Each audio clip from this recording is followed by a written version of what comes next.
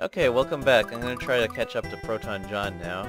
First I'd like to show this save hut, which is kind of inspired by Super Mario 3's Toad houses.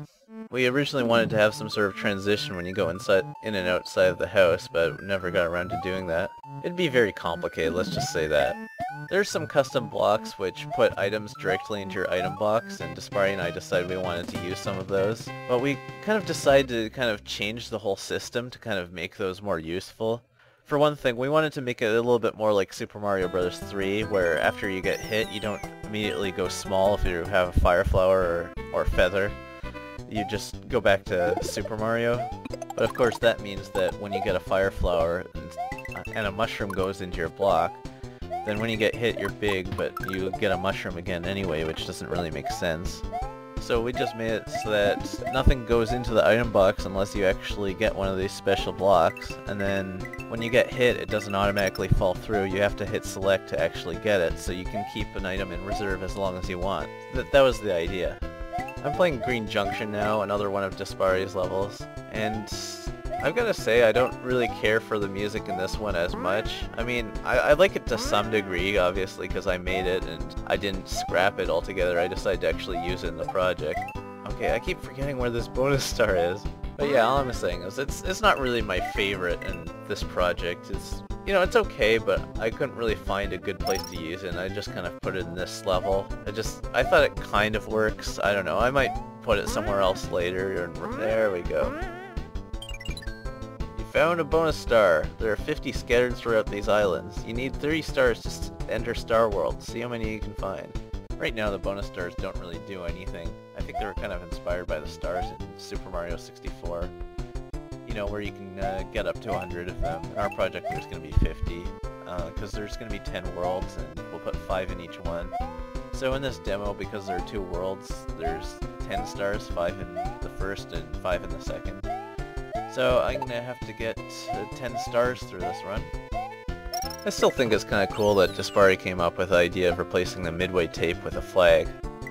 That's where showing off gets me. Now I got the springboard stuck up there. Okay, there we go.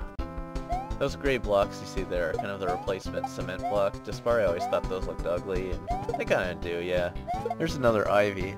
Despari and I had talked about the possibility of making the ivy out of 2 separate parts, one of which is just the eyes and the shoes, and the rest would go behind the foreground, while the eyes and shoes went in front of it to sort of give it a weird camouflage sort of blend. Cool idea, it's just, it would be complicated. I don't know if... We could probably do that eventually. I just hope it doesn't use up too much sprite memory. But then Despari is the expert on assembly hacks, and I don't really know anything about it. One of the members at SMW Central actually made the level end sprite for us. I actually drew it to kind of look like a badge. It's kind of a weird looking graphic. I don't even really know what I wanted to draw it as. I just drew it as something and put it in there, and Despari seemed to like it, so there you go, suckers. Alright, since I gotta come back here for the secret, and you probably already know a little bit about the level already, I don't have so much to say. I'm gonna start having more fun with this, do some cool tricks and so on. Whee! I wish I could remember where we got the background for this level, because it is pretty cool. Okay, here's something fun you can do. When you're running at full speed, fire 2 fireballs. Check this out. Boom. Actually, I think 1 fireball killed both of those somehow. I don't know how that happened. Despari suggested I should comment about the drama that happened when we were discussing whether we should put new coin graphics into the game, but I don't know, I think it'd probably be kind of petty to complain about stuff like that while I'm doing the commentary, and yet I'm still mentioning our disagreement over whether I should comment on it, so I don't know what that makes me.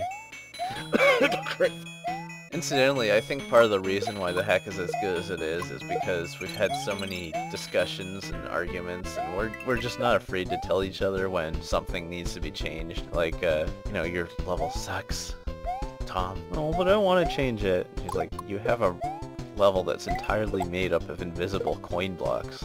Ah, let's try to slide with a key. I mean, normally you can't, but there's a trick where if you throw it up, yeah, see? Yeah. I forgot that with the music hack that we used. The music for when you enter the keyhole sounds really ugly. just another reminder that I gotta change the music for that and make it something interesting. I just haven't come up with anything for it. I mean, it should be simple, right? Anyway, I'm now officially caught up to Proton Jon, and I've got all the secrets so far, and so I'll see you next time.